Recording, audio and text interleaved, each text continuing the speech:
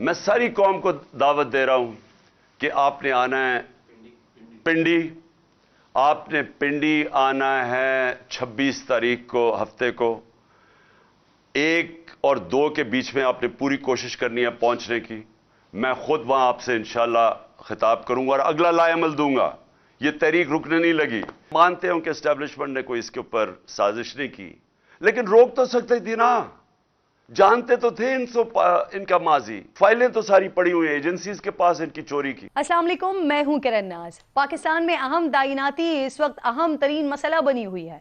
इमरान खान ने अहम तैनाती और चेन ऑफ कमांड की तब्दीली से सिर्फ 3 दिन पहले अवाम को रावलपिंडी पहुंचने की फाइनल कॉल दे दी है।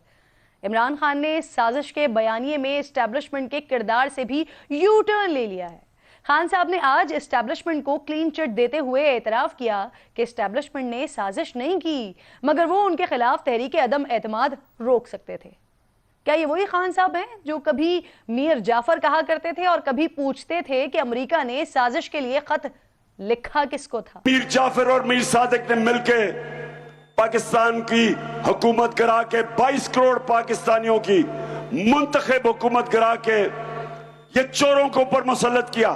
खान साहब के तेवर बता रहे हैं कि वो अब फौज और अमेरिका दोनों से दोस्ती चाहते हैं। शायद इसीलिए सदर मुमलिकत भी वजीर आजम की सिफारिश पर अमल करने का यकीन दिला रहे हैं, मगर वजीर खारजा को अब भी खदशा है। जब पूरे कौम की सियासी जमातें इस कोशिश में थे कि हम जमहूरी तरीके खान साहब के खिलाफ इस्तेमाल किया जाए और आईनी तरीके से इसको निकाला जाए, खान साहब का क्या रवैया था? खान साहब ताहया एक्सटेंशन दे रहा था और उस ताहया एक्सटेंशन को रिजेक्ट किया गया। इसका सो कॉल्ड लॉन्ग मार्च है, इसका कोई जमहूरी मकसद नहीं है। वही धमकी जो आपने हमें अदम एतमाद के वक्त दिया, एक बार फिर करवाने जा रहे हैं कि या जल्दी इंतखाब करो या माशाल्लाह होगा। अगर सदर आरिफ अलवी ने कुछ गड़बड़ करने की कोशिश की तो फिर सदर आरिफ अलवी को उसका नतीजा भी भुगतना पड़ेगा। इस्लामाबाद पहुंचने से पहले पाकिस्तान तहरीक इंसाफ को एहतजाज की इजाजत मिल गई है। हैरान कुन तौर पर तहरीक इंसाफ ने जलसा या धरने के बजाय रैली की इजाजत तलब की है, जो उन्हें दे दी गई है, लेकिन 35 शराइत के साथ। वैसे 35 के हिंसे को खान साहब से अच्छा कोई इस्तेमाल करना नहीं जानता। इंतजामिया ने शराइत रखी है कि रैली के शुरका कोई रोड ब्लॉक नहीं करेंगे, अमलाक को नुकसान नहीं पहुंचाएंगे, बल्कि खाली हाथ भी आएंगे। असलहा और डंडे साथ नहीं होने चाहिए, लेकिन तहरीक इंसाफ के रहनुमा तो पहले ही असलहा लाने का ऐलान कर चुके हैं। जी अली खान। क्या पोजीशन है सर? पोजीशन तो A1 है, आप सुनाए। बदू कितनी है? बहुत हैं। लाइसेंस भी बहुत है। बंदे भी जितने चाहिए होंगे सर। बंदे और सामान रेडी रखें आप। ठीक है सर, कोई इशू नहीं है। आईजी इस्लामाबाद अकबर नासिर खान ने भी पीटीआई के लॉन्ग मार्च और एहतजाज के मामले पर तफसीली रिपोर्ट इस्लामाबाद हाई कोर्ट में जमा करवाई है, जिसमें इमरान खान को लाहिक खतरात से मुतालिक थ्रेट अलर्ट्स के बारे में भी बताया गया है। अदालत को बताया गया है कि तहरीक इंसाफ 25 मई को भी अपनी यकीन दहानी की खिलाफ वर्जी कर चुकी है। पीटीआई के एक रहनुमा ने वजीर दाखिला को जान से मारने की धमकी भी दी है। रिपोर्ट में तजवीज पेश की गई है कि पीटीआई से फाइनेंशियल गारंटी ली जाए तो कंटेनर्स भी रखने की जरूरत नहीं होगी। क्या तहरीक इंसाफ 35 शराइत पर अमल करेगी? इमरान खान लॉन्ग मार्च और धरने का ऐलान किया था, अब रैली की इजाजत क्यों मांग रहे हैं? क्या इमरान खान अब धरना नहीं सिर्फ रैली निकालेंगे?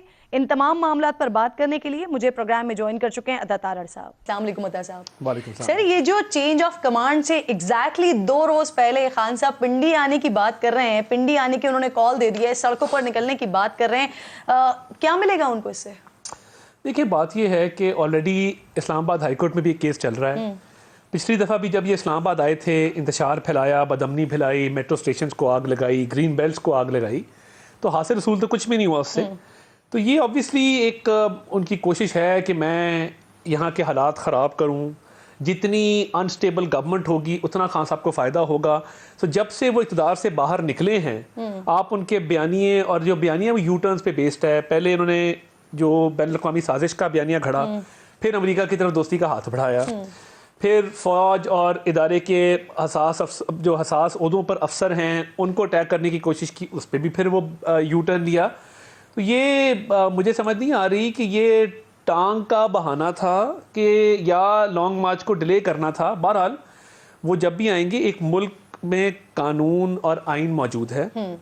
आइन आपको पीसफुल प्रोटेस्ट का राइट देता है। वजारत दाखिला की, वफाकी हुकूमत की मुकम्मल तौर पे तैयारी है कि और वो उनको इजाजत भी दे दी है जलसे की, वो दी है, मगर वो मशरूत इजाजत है, रैली की। हाँ, वो मशरूत इजाजत है, उसके अंदर कंडीशंस हैं।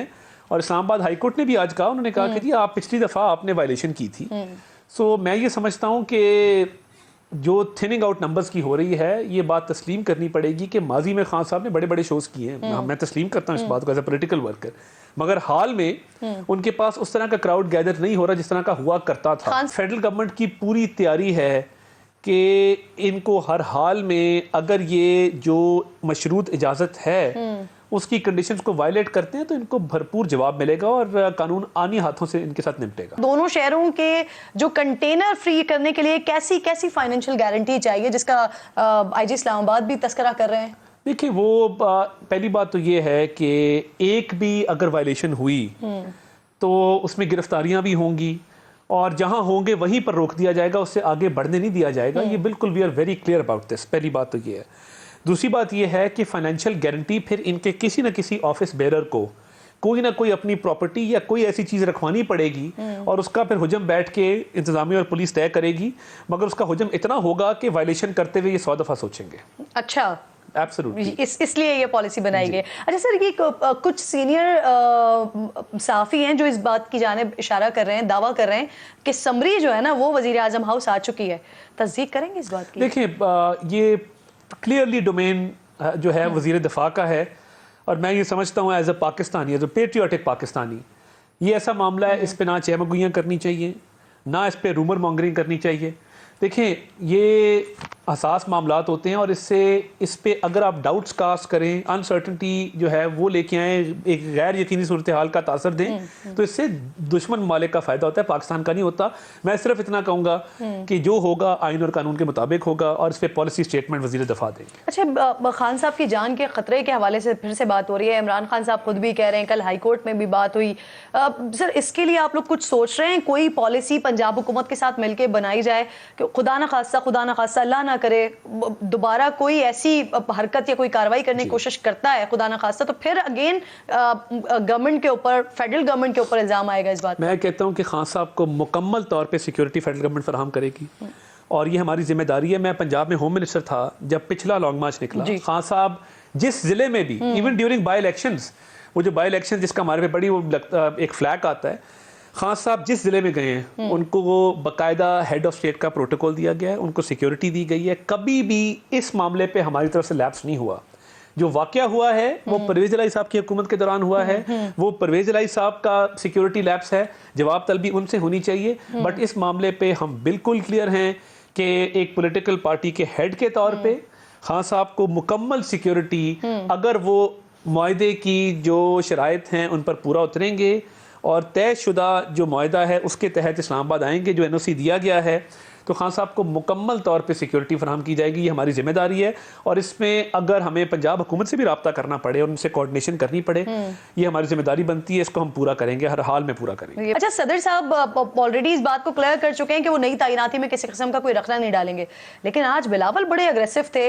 इनफैक्ट उन्होंने तो ये कह दिया कि अगर कोई रखना डालने की कोशिश की गई तो भुगतना पड़ेगा। तो क्या अब भी इस तरह का कोई अभाम, कोई इम्कान बाकी है? आइडियली ऐसा ना कोई अभाम मुझे फिलहाल नजर नहीं आता, ना होना चाहिए। आइन और कानून बिल्कुल क्लियर है और वजीर आजम की सवाबदीद भी बिल्कुल क्लियर है। उसके तहत इंशाल्लाह मामलात, मैंने जिस तरह कहा कि पाकिस्तान के मफाद में है कि आइन और कानून को फॉलो करके इस मामले को मंतकी अंजाम तक पहुंचाया जाए। बस वो अपने टाइम से हो जाएगा।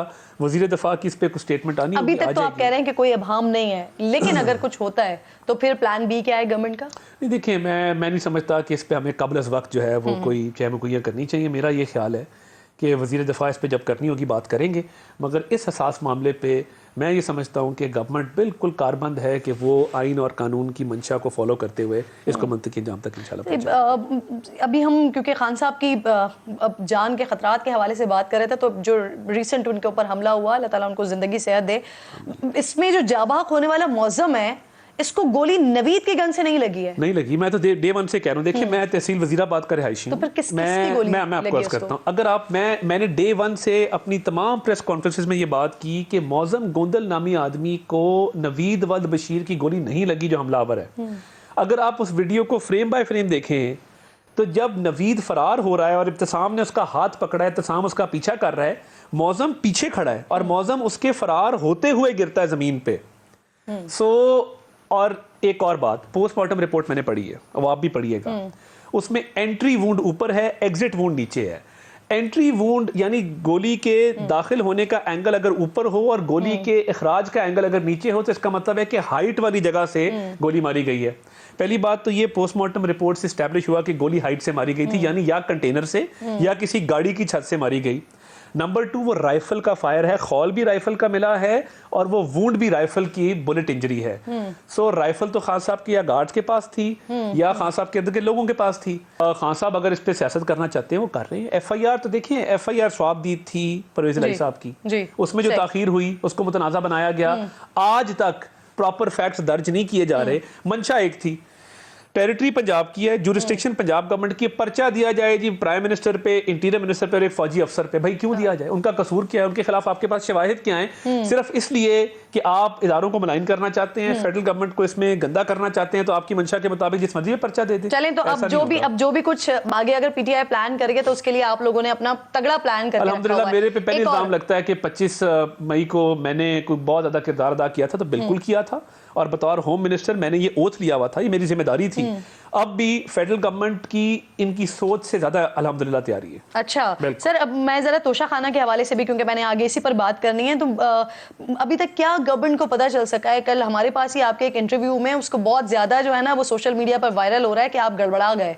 क्या डिटेल्स आ रही हैं आपके पास कि जो प्राइवेट जेट में खातून के बारे में सुना जा रही है, आप लोग के पास डिटेल्स आ गई? किसके प्राइवेट जेट में जा रही हैं? एक तो अल्लाह का शुक्र है हम गड़बड़ाते नहीं इतने आराम से। मेरे पास कुछ मालूमात थी जिसके बिना पे मैं कह रहा था कि फराह गोगी 2019 में अप्रैल में दुबई गई हैं, और 2019 में उनके दुबई के 1 से ज्यादा विजिट्स मौजूद हैं ऑन रिकॉर्ड। प्रॉब्लम है कि वो पाकिस्तान से जिस तरह गई हैं प्राइवेट जेट पे, इमरान खान साहब की साजबाज थी, इमिग्रेशन हुकाम ने यहाँ से उनकी एग्जिट की मोहर नहीं लगाई। प्राइवेट जेट उनके एक अंकल का, जो बतौर उन्होंने उस दौर में उसको बतौर ऊबर जेट के इस्तेमाल किया है, जिसमें देखें वो तस्वीरें वो तस्वीरें आपने देखी हैं जिसमें वो कोई 15 लाख का बैग रखा हुआ है, कुछ 10 लाख की जूती पहनी हुई है। तो वो जेट लाहौर कराची के लिए इस्तेमाल करती थी या लाहौर इस्लामाबाद के लिए इस्तेमाल करती थी? सारे मलिक रियाज साहब का जेट है, बिल्कुल ओपनली कहूंगा। मलिक रियाज साहब का जो वो जेट है उस पे फराह गोगी के दुबई के 1 से ज्यादा विजिट मौजूद हैं। आपके पास आ गई डिटेल्स? कुछ आ गई हैं, कुछ आ रही हैं, वक्त आने पे मंजर आम पे उनको लाया जाएगा। पैसा कैश पैसा है वो कैसे आया है पाकिस्तान? प्राइवेट जेट पे आया, और कैसे आया है? और मैं आपको बताऊं, इसमें जो हीरे जवाहरात का बिजनेस था, देखें फराह गोगी ने एक दिन भी कैश में रिश्वत नहीं ली। वो ज्वेलरी में, डायमंड्स में लेती थी। अगर आप वो ऑडियो टेप गौर से सुने, कहा जा रहा नहीं 3 कैरेट नहीं 5 कैरेट। 5 कैरेट की अंगूठी पहनने के लिए नहीं दिखानी थी कि मैंने 5 कैरेट का डायमंड पहना हुआ है। मकसद ये था कि जब इसको बेचेंगे पैसे ज्यादा मिलेंगे। वो अपनी रिटर्न्स में इसको शो करती थी पुरानी ज्वेलरी, दुबई बेच के उस पे क्या कैश लेके प्राइवेट जेट पे पाकिस्तान आया जाता था। ये अपना एनालिसिस कर रहे हैं आप, या ये डिटेल्स आ गई हैं आपके पास? ये वो इन्फॉर्मेशन है जो हमें डे 1 से पता थी। हमारी गवर्नमेंट जब आई है, तमाम तर तफसीलात हमारे पास थी। अभी इसमें तहकीकात हो रही हैं, मंजर आम पे इसको लाएंगे, मगर ये बात बिल्कुल क्लियर है कि प्राइवेट जेट पे दुबई के दौरे किए गए हैं, 1 से ज़्यादा दफ़ा किए गए हैं, और बाकायदा तस्वीरें भी खींची गई हैं जेट के अंदर बैठ के। तो मैं ये समझता हूँ कि ये पैसा जो है, इसकी मनी ट्रेल इनके पास नहीं है। मैंने मजीद भी आपसे बात करनी थी, वो आगे प्रोग्राम्स में करते रहेंगे। फिलहाल मैंने सेगमेंट को क्लोज करना है। बहुत शुक्रिया, thank you very much for coming. तोशा खाने पर ही मजीद डिटेल में मैंने बात करनी है। उमर फारूक ज़हूर मेरे साथ प्रोग्राम में मौजूद होंगे। एक छोटा सा ब्रेक ले रही हूँ, ब्रेक के बाद वापस आए। प्रोग्राम में इस वक्त पाकिस्तानी सियासत में एक हलचल मचाई हुई है। गो के पाकिस्तानी बिजनेसमैन है उमर फारूक ज़हूर साहब, मुझे प्रोग्राम में ज्वाइन कर चुके हैं। अस्सलाम वालेकुम उमर साहब। जी वालेकुम सलाम। उमर साहब, आपके जो अहम तरीन इंकशाफात हैं उसके बाद नैब तहकीकात का फैसला किया गया है, यकीनन जो एविडेंस हैं वो आपसे भी मांगे जाएंगे, तो क्या आप तहकीकात में ताउन करेंगे, पाकिस्तान आएंगे? जी डेफिनेटली जी, अगर मुझे बुलाया जाएगा तो मैं आऊँगा, और मैंने I still stand by my version of the whole issue, और जो भी इंक्वायरी में मेरी तरफ से सपोर्ट चाहिए होगी, मैं जो कुछ दे सकता होगा जरूर दूंगा। सही। अच्छा, इमरान खान और तहरीक इंसाफ मुसलसल जो कुछ आपकी तरफ से दावे किए गए हैं अब तक, उसको मुसलसल गलत साबित कर रहे हैं। क्या कोई ऐसे सबूत हैं आपके पास, कोई ऐसे एविडेंसेस हैं आपके पास कि जिनसे ये वाजे हो जाए कि फराह खान से वाकई आपकी मुलाकात हुई है और आपने इतनी बड़ी रकम उनको दी है? देखिए जी, दावे प्रूव करना तो अब तो मैटर है, सब जुडिस हो गया है, इन्वेस्टिगेशन में चले गया है, और सबूत और जो भी एविडेंस है वो इन्वेस्टिगेशन टीम को देंगे। बस जो भी मैं सोशल मीडिया पे देख रहा था, इनके एक ये था एलिगेशन, या एक कैसे फिर कह सकते हैं कि एक डिनाइल है कि पूरे 2019 में फराह गोगी जो है यूएई आई नहीं, और हैंस ये सारी जो है बुनियादी गलत बात पे रखी हुई है। तो जो भी इस चीज को इन्वेस्टिगेट कर रहे हैं, मेरा ख्याल है उनको थोड़ी सी मैं बात क्लैरिफाई कर दूं, क्योंकि ये एविडेंस ऑलरेडी रिकॉर्ड पे चले गया हुआ है, और सारी सपोर्टिंग डॉक्यूमेंट्स लिख गए हुए हैं। जब ये रिकॉर्ड चेक करते तो ये कमर्शियल फ्लाइट को देख रहे हैं, और ये कमर्शियल फ्लाइट पे जो भी लॉग्स हैं, ऑब्वियसली जिसने कोई वैल्यूएबल सामान लाना होता है, और स्पेशली फराह गोगी और इन लोगों का कैलिबर है, ये कमर्शियल फ्लाइटों पे तो नहीं इस तरह की चीजें लाएंगे ना यूएई, और यहाँ से यहाँ ला के बेचेंगे।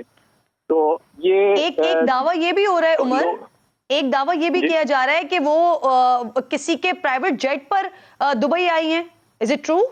जी, एक दफा नहीं, कई दफा आई हैं, और 2019 में कई दफा आई हैं। और इन्होंने किया क्या कि जब ये प्राइवेट जेट पे जाते थे, क्योंकि गवर्नमेंट इनकी थी, हुकूमत इनकी थी, तो वो वहां से कोई इमिग्रेशन में ना एग्जिट करवाते थे ना एंट्री करवाते थे, और वो प्राइवेट जेट में सामान ले आ जाते थे और लेके चले जाते थे, लेके आते थे और लेके जाते थे।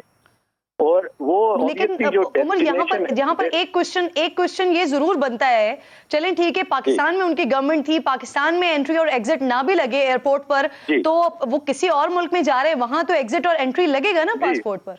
जी, तो अब बात ये भी आके अगली होती बात कि जो अभी तक बातें कर रहे हैं लोग, वो पाकिस्तान की इमिग्रेशन के रिकॉर्ड को देखते हुए कर रहे हैं, यूएई के इमिग्रेशन रिकॉर्ड को नहीं देखते हुए कर रहे। यूएई की इमिग्रेशन रिकॉर्ड जो है पाकिस्तान गवर्नमेंट ने ऑलरेडी ऑफिशियली रिक्वेस्ट कर दी है, और मेरा ख्याल उनको मिल भी गया हुआ है, और जितनी प्राइवेट जेट के ट्रिप्स लगे हैं उसके ऊपर उनको एग्जैक्टली पता है कि कितनी दफा वो आई हैं। अच्छा, ये जो जिस अप्रैल में एग्जैक्टली जिस डेट पे आप जिस मुलाकात का आप तस्करा कर रहे हैं, अप्रैल में जो आई हैं, और एक दावा ये भी आ रहा है, एक रिपोर्ट ये भी हुआ कि जी वो वाला जो विजिट था वो यूएस के लिए विजिट था, और वो इत्तेहाद एयरवेज से वाया अबू धाबी गई हैं। तो ये आप मुझे बता सकते हैं कि ये प्राइवेट जेट पर आई थी या कमर्शियल फ्लाइट पर आई थी? मैं आपको इस चीज की एश्योरेंस दे सकता हूँ कि जितना भी सामान आया है यहाँ पे, अगर ये कमर्शियल फ्लाइट पे आती, उसका प्रोसीजर डिफरेंट होता है, चेक इन का, चेकआउट का, ट्रैवलिंग का, और जो स्क्रीनिंग होती है लगेज की, उसकी कंप्लीटली एक ट्रांसपेरेंसी होती है। और जब किसी ने कोई चीज ऐसी चोरी की लेके जानी हो बाहर मुल्क से, तो वो कोई चोरी का रूट पकड़ेगा, कोई ऑफिशियल रूट तो नहीं लेके जाएगा। तो आई थिंक ये कहना कि जी कमर्शियल फ्लाइट के हिसाब से ये नहीं आई, तो इसका मतलब है ये आई नहीं है। इनकी बेतहाशा तस्वीरें लगी हुई हैं सोशल मीडिया पे, ऑल्दो उन्होंने पाकिस्तान की इमिग्रेशन को डॉज किया होगा जाने और आने के लिए, क्योंकि उनको कोई पूछ नहीं सकता कि जी आप अपनी एग्जिट कराएं या एंट्री कराएं, लेकिन यहाँ के यूए रिकॉर्ड बिल्कुल ऑन ट्रैक है।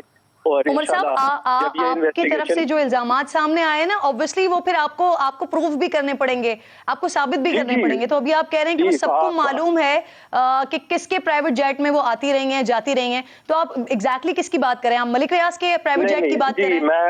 मैं कोई नाम नहीं सजेस्ट करूंगा, वो इंक्वायरी जब होगी वो खुद ही देख लेंगे कि किसका जहाज था, किसके जहाज पे वो आई गई।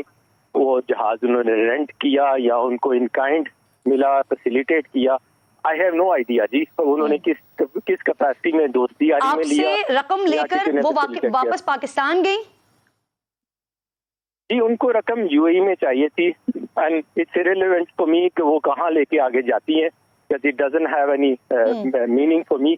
तो वो कहाँ लेके गई, उन्होंने क्या उस रकम का किया, उन्होंने वो पैसे आगे किसी को दिए, आई हैव नो आइडिया व्हाटसएवर। मेरा तो सिर्फ अच्छा ये बताइए, क्योंकि आप मेरा ये मैं सॉरी ये आपकी बात काट रहा हूँ जी, मेरे से एक छोटा सा कसूर ये हो गया कि जी ये जो घड़ी है वो स्पेशली ये एक बड़ी यूनिक पीस है, पूरी दुनिया में एक वाहिद पीस है और काबा एडिशन है। मैंने एज अ मुसलमान मैं फख्र करता हूँ कि मैंने ये घड़ी खरीदी। ये जिस तरीके से ये डेस्परेटली इसको मार्केट कर रहे थे डिफरेंट सोशल मीडिया की वेबसाइट पे, ये वो खुदा ना हास्ता कोई काफिर, कोई यहूदी, कोई इंडियन इसको घड़ी को खरीद लेता। आपने पहले ये कहा था कि आपको शहजाद अकबर साहब ने अप्रोच किया, फिर आपने इस घड़ी में अपना इंटरेस्ट शो किया, तो ये आपने शहजाद अकबर साहब की अप्रोच करने पर आपने खरीदी है या फिर आप ये इस तरह से मार्केट देख रहे थे और फिर आपने उनको अप्रोच किया है? क्योंकि पहले आप ये कह चुके हैं कि आपको शहजाद अकबर साहब ने अप्रोच किया है। मैंने अभी भी अपनी बात पे कायम हूँ। मैंने कौन सा कोई दूसरी बात की है। मुझे इंट्रोड्यूस फरागोगी से शहजाद अकबर ने कराया था। उन्होंने कहा था हमारे पास अक्सर हमें गिफ्ट मिलते हैं स्टेट विजिट पे, कुछ लोग आते हैं गिफ्ट देते हैं, जब हम जाते हैं हमें मिलते हैं और वो हम ऑफिशियली ट्रेजरी से खरीद सकते हैं और अगर आप उन गिफ्ट को लेना चाहें तो हम आपको अच्छी डिस्काउंट पे दे सकते हैं। तो मैंने, क्योंकि मैं खुद भी एक वॉच कलेक्टर हूँ, मुझे शौक है वॉचेस का, तो मैंने उनको कहा कि जी कोई अगर अच्छी डील आई तो जरूर बताइएगा, और उस डील की बेसिस के ऊपर ये राब्ता हुआ और मेरी मुलाकात हुई। तो मैं आपको इस बात की जरा थोड़ी सी बात की वजाहत कर दूं कि ये जरूरी है आपको समझना कि शायद मेरे से गलती एज ए मुसलमान ये होगी कि मैंने काबा को देखते ही इमीडिएटली हाँ कर दी, वरना ये जिस तरीके से डेस्परेटली इसको मार्केट कर रहे थे, कोई बंदा अगर बेदबी करने के लिए इस घड़ी को खरीद लेता, कोई यहूदी खरीद लेता है, कोई काफिर खरीद लेता है, कोई हिंदू खरीद लेता, तो हम किस को मुंह दिखाते आगे। और ये देखें इतनी प्यार और मोहब्बत से एक क्राउन प्रिंस सऊदी अरेबिया का लेके आए, इतने शौक से, एक वाहिद घड़ी है जो वो अपने लिए भी रख सकते थे, लेकिन उन्होंने हमारे प्राइम मिनिस्टर के लिए लेके आए। इन्होंने उस घड़ी को बिल्कुल उसकी जो अफेक्शन थी, उनका जो प्यार था, जो मोहब्बत थी उसके पीछे, वो नहीं देखा। उन्होंने इसको कमर्शियल ट्रांजैक्शन दी।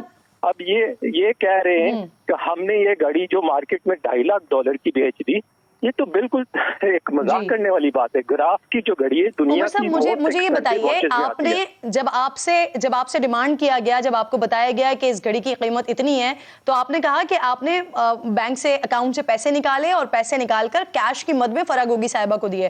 तो अगर वहां से डेट्स वगैरह नहीं बताई जा रही हैं, आप अप्रैल के मंथ का तस्करा तो कर रहे हैं, डेट निकालना तो बिल्कुल मुश्किल काम नहीं होगा क्योंकि इतनी बड़ी बैंक ट्रांजेक्शन आपने की है। तो आप बता सकते हैं कि किन डेट्स में ये वाला सौदा हुआ है? जी मैंने ऑलरेडी आपको पहले भी बताया है, हमारी ये डील अप्रैल के महीने हुई है और मुझे एज अ बिजनेसमैन ये बहुत बड़ी ट्रांजैक्शन लग रही होगी आपके सुनने वालों के लिए, लेकिन ये कोई बड़ी बात नहीं है।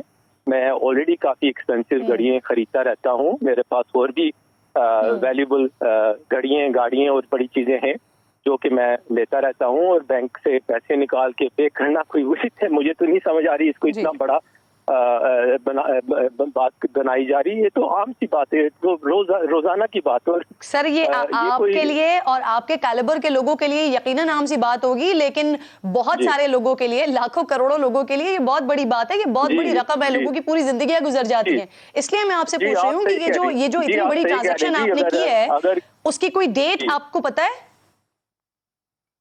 आप फिर वही बात पूछ रही है। मैंने आपको ऑलरेडी बता दिया, अप्रैल 2019 में ये ट्रांजैक्शन हुई है, ऑलरेडी मैं आपको कंफर्म कर चुका हूँ।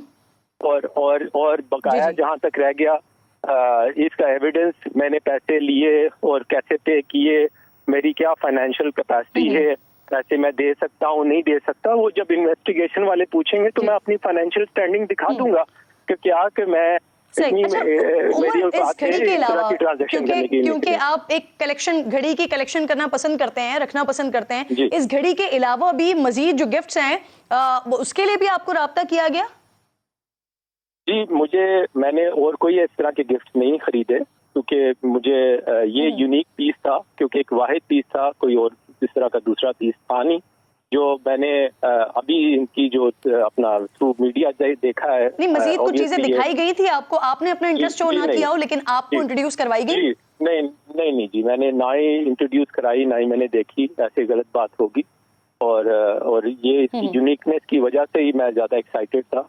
और क्योंकि आज ये घड़ी मेरे पास है, तो इसका डिनायल तो कोई भी नहीं है ना कर सकता। अब ये कहें कि जी हमने नहीं बेची घड़ी, अब इस पे आ जाए। इन्होंने एक पहले प्रोपोगंडा शुरू किया कि दुबई की एक शोरूम है, उसने क्लेम किया है कि हमने ये 2.5 लाख की घड़ी बेची। मैंने कल उस शोरूम से राब्ता किया, उन्होंने अपना डिनायल दे दिया। जी, उसने डिनायल दिया। अब दूसरी पे आ जाए, ये आर्ट ऑफ टाइम जो है, इस्लामाबाद की कंपनी है, जिसकी ये कच्ची हाथ की रसीदें लेके फिर रहे हैं और दिखा रहे हैं एज एन एविडेंस कि ये अपना हमारी ट्रांजैक्शन की रसीदें। जल्दी इंशाल्लाह आपको उसकी डिनायल भी आ जाएगी सामने, तो आपको पता चल जाएगा ये सारा बोगस इन्होंने डॉक्यूमेंटेशन बनाई है अपना सारा इसको कवर अप करने के लिए। ना ही इन्होंने आर्ट ऑफ टाइम को बेची है, ना इधर जो दूसरी दुकान है उसको बेची है। घड़ी मैंने खरीदी है, मेरे पास है, मैंने मीडिया पे दिखा दी है ऑलरेडी। उमर, आप क्या ये बता सकते हैं, क्योंकि एक दावा ये भी सामने आ रहा है, ये जो फैक्ट फोकस के मुताबिक वो कह रहे हैं कि जी फराह गोगी साहिबा ने स्टे किया है, 3 आवर्स का उनका ट्रांजिट था, वो भी अबू धाबी एयरपोर्ट पर, जो अप्रैल के मंथ में उन्होंने फ्लाई किया है। आप ये बता सकते हैं कि जो आपकी सारी डील हुई है, जिसमें आपने उनको कैश दिया है, ये कितने घंटों पर मीटिंग थी आपकी? जी मेरी बात सुने। अब फिर आप आ गई हैं वापस कमर्शियल फ्लाइटों पे। उन्होंने बिल्कुल इतिहाद फ्लाइट का रेफरेंस दिया है। मैं सिर्फ ये जानना चाह रही हूँ कि ये मीटिंग कितनी देर की थी? नहीं, मैं आपको थोड़ा सा लेट मी क्लैरिफाई। जी बिल्कुल, फराह गोगी इतिहाद पे गई हैं, बेचारी बड़ी मस्कीन है, इकॉनमी क्लास टिकट लेके उन्होंने ट्रांजिट पे पकड़ के यहाँ से आगे न्यूयॉर्क गई हैं, जहाँ पे भी गई हैं, ठीक है जी।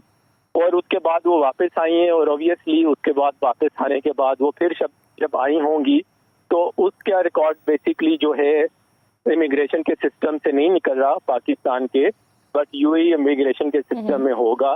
जितने भी प्राइवेट ट्रिप्स किए हैं उन्हें प्राइवेट जेट से, वो सारे रिकॉर्ड हैं, फ्लाइट लॉग्स हैं, मैनिफेस्टोज हैं, कितने लगेज आया, कितना लगेज गया, सारा कुछ है। और ये जब इंक्वायरी होगी ये सारी चीजें सामने आ जाएंगी।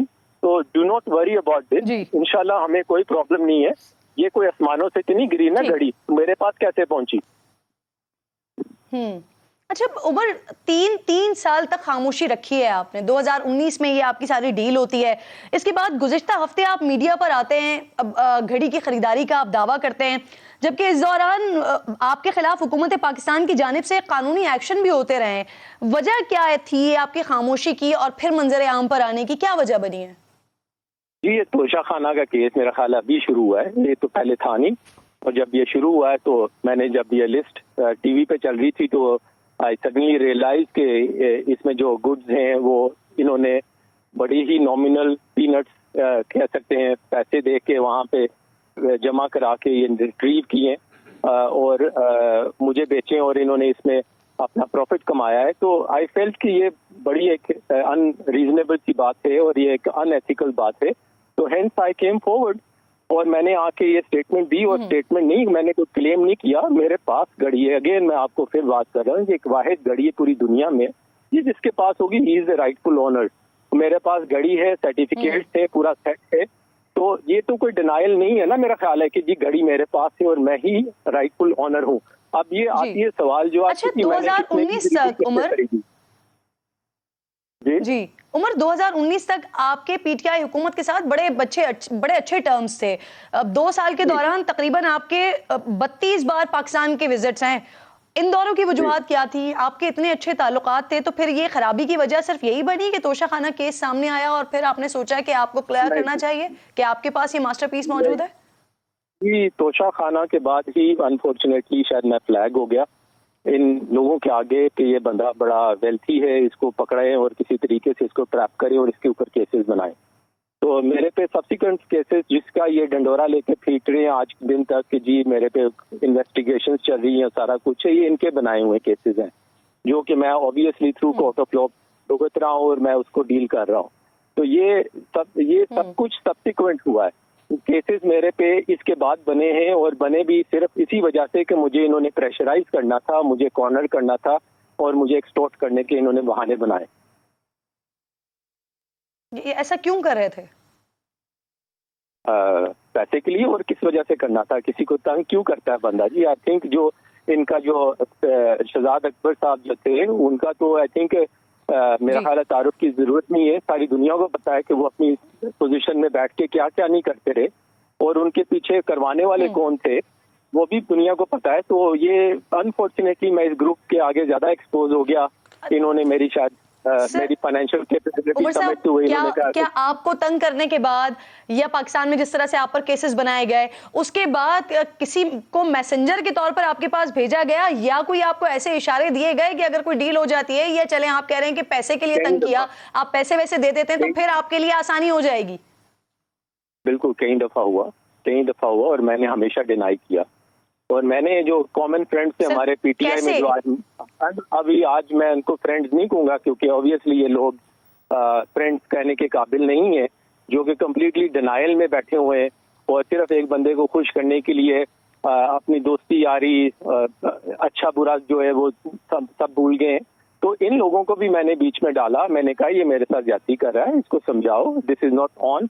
वो कहते जी हम जो है हेल्पलेस है, he is too powerful for us to talk to him, और क्योंकि ये उनका ग्रुप का बंदा है तो लिहाजा हम इसके बीच में नहीं पढ़ना चाहते। अगर हम पढ़ेंगे तो कहीं हम ही ना अपनी मिनिस्ट्रियों से हाथ धो फिरे। सर, पीटीआई के अंदर लोग मौजूद हैं अभी जो आपको मैसेजेस देते थे, जो आपसे ये पैसों की आप बात कर रहे हैं, जो आपसे पैसे तलब करते थे? नहीं जी, पीटीआई के मेंबरानों ने नहीं पैसे तलब किए। ये शहजाद अकबर की अपनी एक हिट टीम थी जो कि इन्होंने बनाई हुई थी, जिसके नीचे इन्होंने लाहौर में ये डॉक्टर रिजवान था और इनके 3-4 इंस्पेक्टर और लीगल डायरेक्टर्स थे, जो इन्होंने एक बेसिकली हिट टीम रखी हुई थी जो कि बंदों को टारगेट करती थी, उन पे बोगस केसेस बनाती थी, उनको गलत एड्रेसेस पे समन भिजवा के उनको क्या कहते हैं एब्सकाउंडर इश्तिहारी करवा देते थे कोर्टों से, और उनके फिर वारंट्स निकलवा के उनके पीछे पड़ जाते थे। तो ये इनकी एक टीम थी जिसको जो बेसिकली ये सारे एक्सटॉर्शन कार्टेल का हिस्सा था, और उस टीम ने ही ये सारा केस किया, और ये उनकी सरबराही में हुआ, शहजाद अकबर साहब की और उस टीम की, जो कि जिन्होंने और भी बेतहाशा केसेस बनाए पाकिस्तान में दूसरे लोगों के लिए अगेंस्ट, और आज दिन तक वो भी लोग भुगत रहे हैं इनके किए कराए की। जी अच्छा उमर, अभी आपने पिछले महीने शहजाद अकबर साहब पर और अपनी एक्स वाइफ सूफिया मिर्जा साहिबा के ऊपर भी केस किया है। पाकिस्तान में इसको परस्यू कौन कर रहा है? जी, मेरे लॉयर परस्यू कर रहे हैं जी। केस एग्जैक्टली यही है जो केसेस के ऊपर इन्होंने, जिन लोगों ने मेरे पे केसेस बनाए और 2 नंबरी की, जालसाजी की, सब लोगों पे ऊपर मैंने पर्चा कटवाया। वो मैटर इज अंडर इंक्वायरी।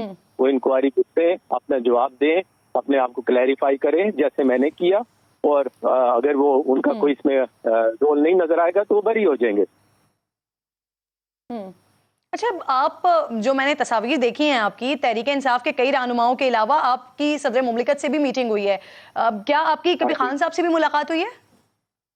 मेरी जी प्रेसिडेंट साहब से कई दफा मुलाकातें हुई हैं, कि मिनिस्टरों से तो बेतहाशा मुलाकातें पाकिस्तान रही हैं। वो हमारे ऑफिस भी आते रहे हैं, यहाँ पे भी हुई हैं, बाहर खाने पीने पे भी मुलाकातें रही हैं। इमरान खान साहब को मैं इनकी अर्ली पॉलिटिकल जो इनकी जर्नी थी तब मैं इनको बड़ी अच्छी तरीके से जानता था। आज ये मुझे पहचाने ना पहचाने वो अलग बात है। मेरा और इनका एक कॉमन फ्रेंड होता था, महरूम वकार विकी हम उसको कहते थे। उसका फार्म हाउस था यहाँ पे लाहौर में कनाल के ऊपर, वहाँ पे कई दफा इनको उनके फार्म हाउस पे मैं मिला।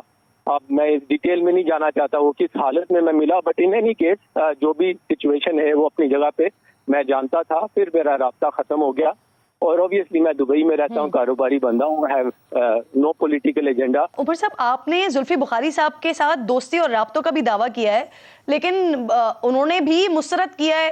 फवाद चौधरी साहब वाला जिस तरह से सारा इशू है, उनकी भी कुछ चैट्स वगैरह सामने आई हैं। वो अब जुल्फी बुखारी साहब भी आपको कह रहे हैं कि फ्रॉडिया हैं, आप झूठा करार दे रहे हैं आपको। उनके हवाले से कोई ऐसे सर्टेन प्रूफ्स हैं आपके पास? देखें, अब बात है कि अच्छी बातें ये सारी डिनाई कर रहे हैं। जब मुझे इंक्वायरी चलेगी तो ये सब फिर चीजें सामने आ जाएंगी कि मैं कितना इनके रास्ते में था या ये मेरे कितने रास्ते में थे, इनकी फैमिली मेरे रास्ते में थी, क्या क्या मेरे इनके साथ ताल्लुक वास्ते रहे। ये तो एक बंदे को खुश करने के लिए आज डिनाइल मोड में गए हुए हैं सारे बेचारे। अनफॉर्चुनेटली इनको खुद नहीं समझ आ रही हो, सुबह कुछ कहते हैं, दोपहर को कुछ कहते हैं, शाम को कुछ कहते हैं।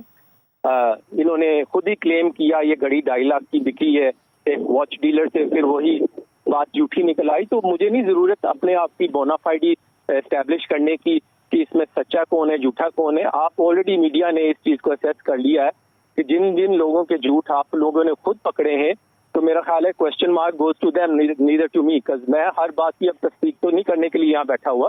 जब मुझे इंक्वायरी में बुलाएंगे और इन लोगों के बारे में पूछेंगे तो मैं एग्जैक्टली उनको बता दूंगा जी इनसे कैसे रब्ता रहा, कितनी दफा मैं मिला, इनके घर वालों से कितनी दफा मैं मिला, कहाँ कहाँ मिला, क्या डिस्कशन हुई। तो we I definitely speak to them about this.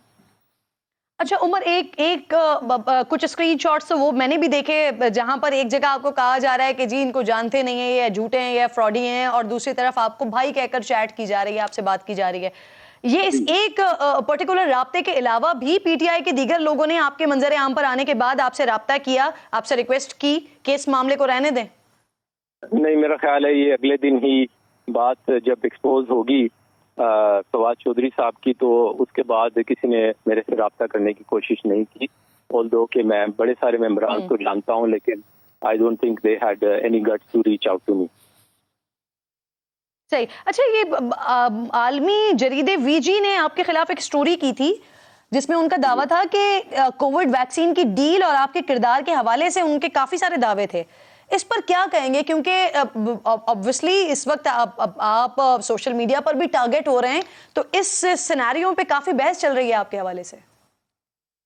Ji, I think ये ऑलरेडी इस पे मैंने सारे डॉक्यूमेंटेशन और एविडेंस दे चुका हुआ हूँ टीवी को, आपके टीवी को, और जो लोगों ने, जिन लोगों ने ये प्रोपोगंडा और अखबारों में खबरें लिखी, जिन और उन खबरों की बेसिस के ऊपर जो ये पीटीआई की सोशल मीडिया मेरे पीछे जा रही है, उन लोगों के किरदार जो हैं, जो कि ऑथर हैं उन आर्टिकल्स के और सारे बैकग्राउंड के, वो उनके बारे में मैंने जो इंफॉर्मेशन मुझे मिल सकती थी मैंने दी, और आई थिंक आपके प्रोग्राम में वो ऑलरेडी चल गई है या चल जाएगी। नॉर्वे की पुलिस ने इनफैक्ट आपके हवाले से जो तहकीकात की हैं उसमें आपको क्लियर करार दिया गया है, लेकिन इस वक्त सोशल मीडिया पर क्योंकि आप एक ऐसा आपने मामला खोल दिया है कि जिस पर बहुत ज़्यादा टारगेट किया जा रहा है, लेकिन आप कह रहे हैं कि जब आपको बुलाया जाएगा, नैब की तहकीकात जो होने जा रही हैं उसमें आप तमाम एविडेंस, तमाम सबूत सामने रखेंगे।